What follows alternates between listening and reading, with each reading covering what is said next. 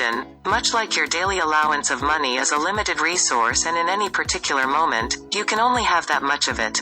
We live in an age of constant distractions. 9 to 5 is out, 24/7 is in. With my smartphone in hand, I bring my work with me everywhere, but our devices make us less attentive. Having spent 10 years doing research in neurobiology, I wondered what technology does to our brains. I set out to understand the science of distractions and learn how to be more focused and boost our productivity. By some measures, we're bombarded by more than 63 notifications a day. We receive over 90 emails and write about 40 of them. On average, we switch tasks every 3 minutes. When we face distractions, two areas of the brain, the parietal cortex and the frontal cortex, are in a sort of tug of war with each other. Some research suggests that the parietal cortex responds to distractions. The frontal cortex, which is involved in cognitively demanding tasks, helps us maintain focus.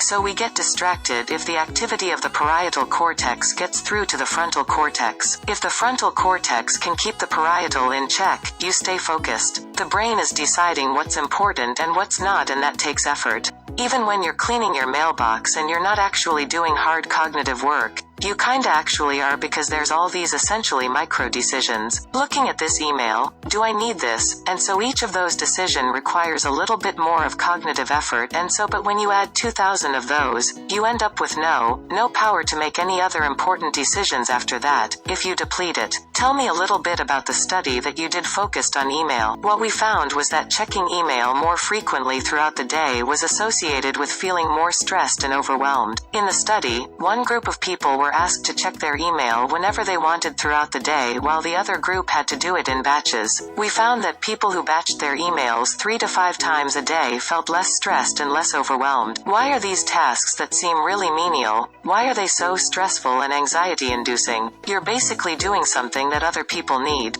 Let's imagine that attention is this calm lake, or the reflecting pool, and then each notification is a little drop in that lake. We can think of the reflectiveness as the ability to actually focus on what's going on around us, but when we have all these drops all the time, now you get a reflecting pool. Disturbed and frazzled. If email is like rain, notifications seem like a storm to our productivity and our ability to focus. The higher the cognitive load, the more susceptible we are to new distractions. Notifications on our phones draw our attention away from the task at hand, so completing it may ultimately require more effort. Every time you get distracted by a notification, you have to switch your attention and switch it back. The switching in and of itself actually requires cognitive effort, and so you end up more depleted at the end of the day. So what do we do as cell phone users to mitigate that? Some things that I do as I do have scheduled do not disturb times, which you can set on your phone when basically no notifications come in.